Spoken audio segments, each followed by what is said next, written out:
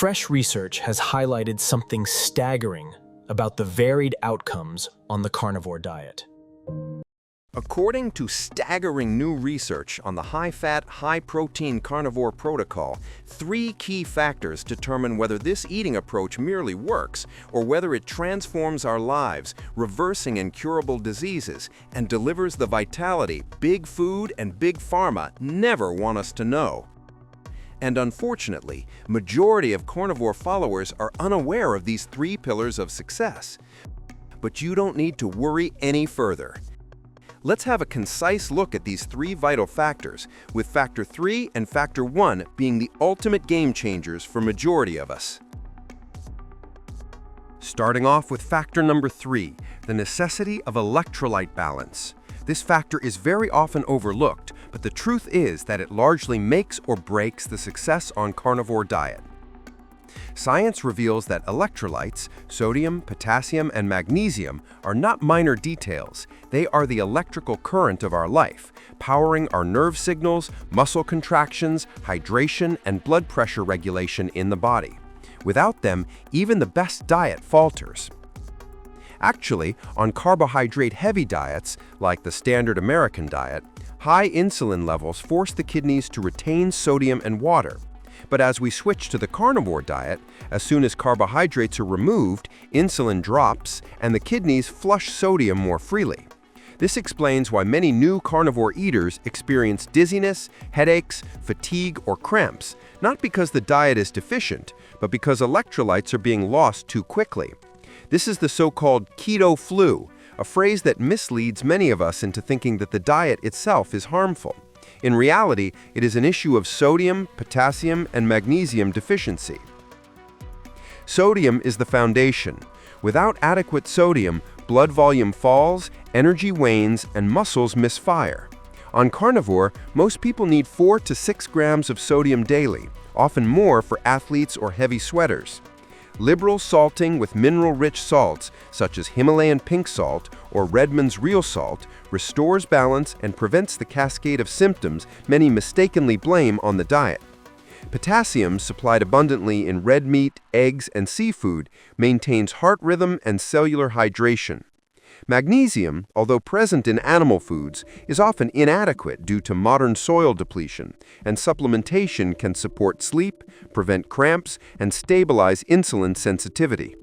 Clinical pioneers including Dr. Stephen Phinney and Dr. Eric Westman have emphasized for decades that the majority of symptoms during carbohydrate withdrawal are in fact electrolyte imbalances. As soon as we adjust sodium, potassium, and magnesium in our carnivore meals, individuals not only adapt smoothly, rather thrive with energy and resilience beyond what they experienced before. In practice, electrolyte needs vary, but the principle is universal. While on carnivore, salt your food generously. Listen to your body signals. Cravings for salt, muscle cramps, fatigue, or poor sleep are all clues. The key is to adjust accordingly. Over time, as the body stabilizes, electrolytes become second nature, a quiet background to the thriving health carnivore diet delivers us. Moving to something really important, factor number 2, the role of meal frequency and intermittent fasting. The second factor that determines the depth of healing on the carnivore diet is not just what is eaten, but when it is eaten. A closer look reveals that the modern prescription of 3 meals a day plus snacks is not rooted in biology, but in commerce, a rhythm designed to keep people constantly eating, constantly buying, and constantly hungry. Human beings did not evolve to graze. We evolved through cycles of feast and fast, eating abundantly when food was available and fasting in between. This rhythm gave our bodies time to burn fat, repair tissues, and clear cellular debris. It is this rhythm that the carnivore diet, combined with intermittent fasting, can restore effortlessly. One of the greatest gifts of carnivore is satiety. A plate of steak and eggs fuels the body for at least 10 to 12 hours, leaving no cravings in its wake. By contrast, a breakfast of cereal and fruit juice spikes blood sugar, then drops it within 90 minutes, leaving the eater desperate for another fix. On carnivore, because insulin barely rises, energy remains stable, and the body draws effortlessly on fat reserves between meals.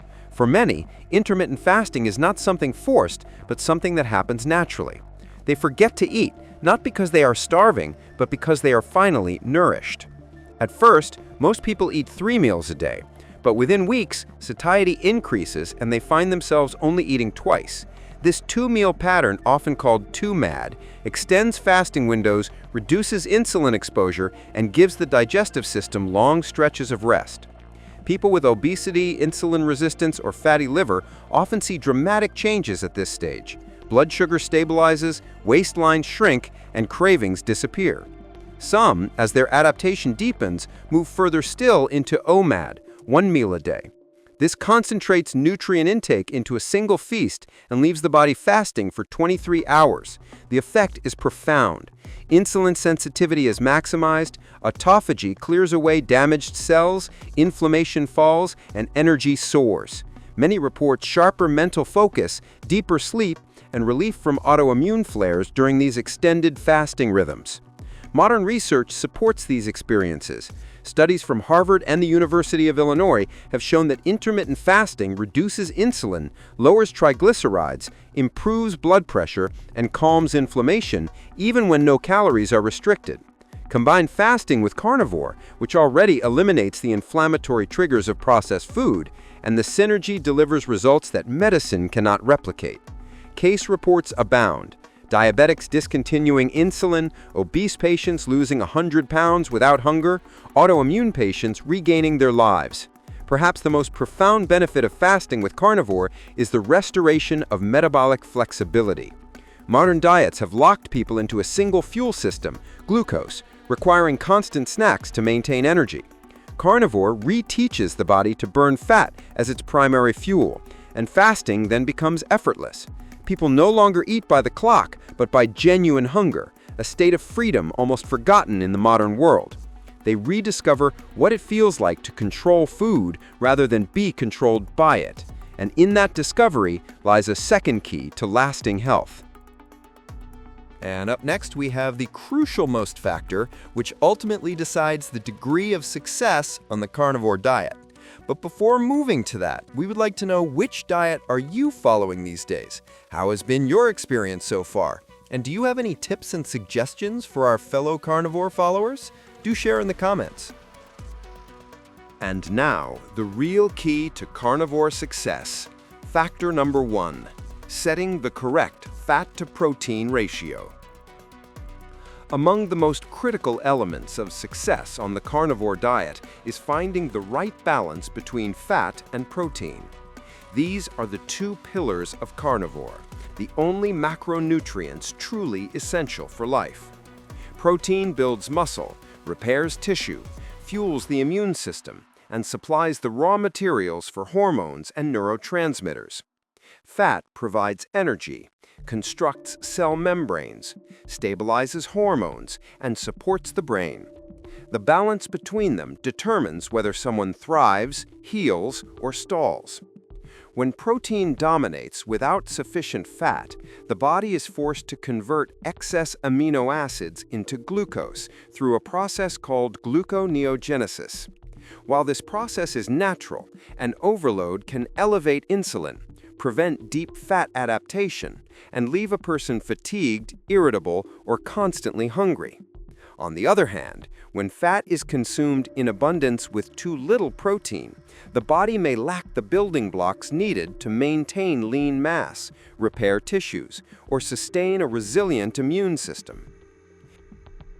Here is a breakdown of 3 standard fat-to-protein ratios, resulting in different outcomes.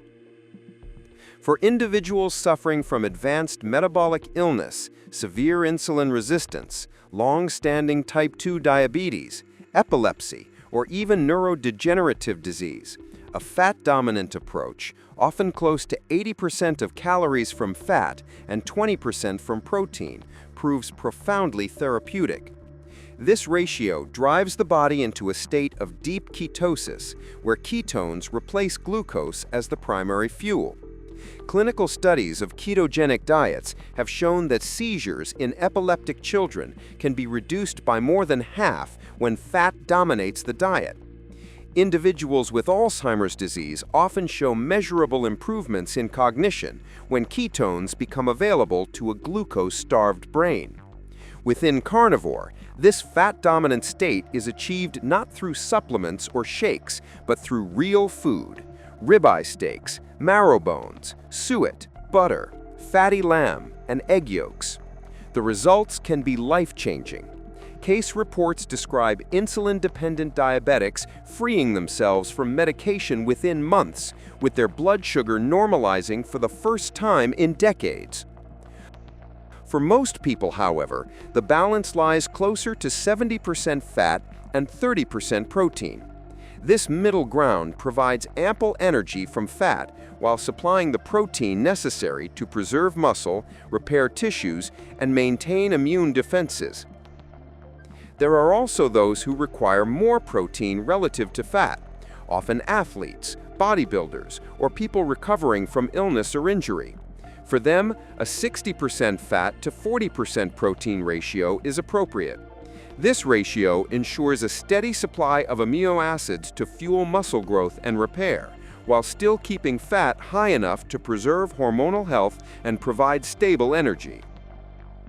What makes the carnivore diet remarkable is not a single fixed ratio, but the adaptability of these ratios to individual needs. And when the fat-to-protein ratio is dialed in correctly, the results are not incremental, but transformative. HbA1c levels dropping by multiple points, fatty liver disappearing on scans, autoimmune symptoms vanishing, and weight loss occurring without hunger or struggle. So friends, there you have it. The 3 factors that separate those who merely survive on carnivore from those who truly thrive. By the way, how are you adjusting these factors on your carnivore journey? And how has been your experience so far? Do share in the comments. Subscribe to our channel, helping us spread the healing power of carnivore diet to as many as possible. See you in our next Game Changer Carnivore video.